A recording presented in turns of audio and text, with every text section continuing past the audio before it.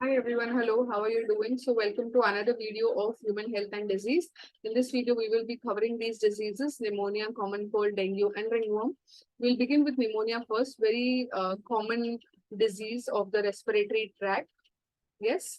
So pneumonia is caused by this bacteria known as Streptococcus pneumoniae, and also Haemophilus influenza can cause pneumonia. Okay. This is the disease. The pneumonia is basically disease of the respiratory system. Okay. Now, mode of transmission can be inhaling the droplets or aerosols which is there in the air. If a healthy person inhales that, which is released by an infected person. So this is one of the mode of transmission. Okay. Pneumonia can spread directly from person to person. Okay, the sharing their used articles like glasses, utensils, etc. Okay, it can also spread via if the infected person has coughed or sneezed and the particles of the cough and sneeze has mixed into the air and healthy person is there nearby, and if he or she happens to inhale that, then pneumonia can be transmitted easily. Okay. Symptoms of pneumonia are again cough, sore throat, respiratory problems, fever, chills, headache. Severe cases may lips and fingernails, they will turn gray and bluish in color. Muscle rash can also appear. Fatigue is also there. Okay. Loss of appetite, then redness of the eyes, conjunctivitis. These are some of the common symptoms of pneumonia. Okay. Antibiotics are given generally to the patients for a speedy recovery. Uh, Okay. Antibiotics like benzyl, penicillin, ampicillin, chloramphenicol. These are some of the common antibiotics that can be used for treating a pneumonial pathogen, that is either the Streptococcus pneumonia or Haemophilus influenza. Okay. Then a few types of pneumonia can be prevented by vaccines also. So you have vaccines for this few types of pneumonia. Okay, here, see, we have underlined the two major causative agents of pneumonia. Streptococcus pneumoniae is a bacteria and Haemophilus influenza is a virus. So pneumonia can be caused by this bacteria also, and it can be caused by this virus also. So for some of these types, vaccines are available. Okay. Yes.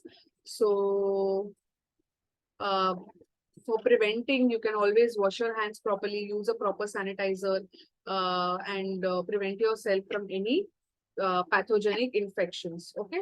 So one more thing, staying away from a person who is suffering from pneumonia, that is also very, very important. Yes. So that's regard to pneumonia, the pathogen, mode of transmission, symptoms, and treatment. Okay. Now we move to the common cold. Common cold is very simple. Simple to understand. This is something which is very, very common, hence the name common cold. It's mostly because of the viral infection of the nose and the throat. Yes, group of viruses known as rhinoviruses. They are the pathogenic agents of common cold. Okay, so basically common cold is a viral infection. Okay, it is also known as nasopharyngitis. Nasopharyngitis, which causes cold, cough, sneezing, headache, malaise, all these. So rhinoviruses and also coronaviruses now can cause common cold. So symptoms are very common, right? You are aware of the symptoms. Depend now, mode of transmission involves inhaling droplets from cough and sneeze of the infected person using contaminated objects, like all these objects which are present over here, pencil, books, mobile, etc. Symptoms are very common for cough, sore throat, nasal congestion, fever, headache, hoarseness, tiredness, muscle rash, fatigue, loss of appetite. And prevention and control is basically, which is there on the picture that you can see. There are these traditional methods of treating common cold by consuming more vitamin D, garlic, which is having substances which can help soothe the symptoms of the common cold. Okay. Washing hands with soaps and water. Sorry, maintaining hygiene also is very important. As you know, that coronavirus, which we were experiencing during COVID times and also now. So washing hands and maintaining hygiene is very, very important. Moving to the next disease, that is ringworm. Now, ringworm is a fungal infection. Ringworm is what? It's a fungal infection. It can affect your skin, it can affect your hair, it can affect your nails. Okay, yes. So a group of these ringworms, the species, fungal species, they are capable of causing rashes. As you see, daag ho jata hai, rashes. So they are not caused by worms. Actually, they are known as ringworm, but this is named, you can say. It's a misnomer. It's not because of the worm, it is because of the fungus. So it is by the fungus, it is highly contagious, very, very easily spreading, affects the skin and the scalp, usually the scalp and the skin. Okay, primarily seen in human and animals. Um, so trichophyton and microsporon, these are the two main important fungal species which causes this ringworm. Trichophyton and uh, mycosporum. Yes, signs and symptoms are itchiness, then you see this redness, encircled, appearance of dry scaly lesions, various part of the body, red patches. Okay, if it is on the nail, it is known as onychomycosis. Where your nails become thick, they are discolored, yellowish colored, disfigured. The shape of the nail changes. Also, if it is in the foot, it is also known as athlete's foot. If the fungus attacks your foot, then athlete's foot, which is a fungal infection that usually begin between the toes. Wherever moisture is there, wherever a little bit of moisture is there, your under private parts or underarms, in between your fingers, etc., chances of getting fungal infection increases. So basically, during rainy season, fungal infections are very, very high. Okay.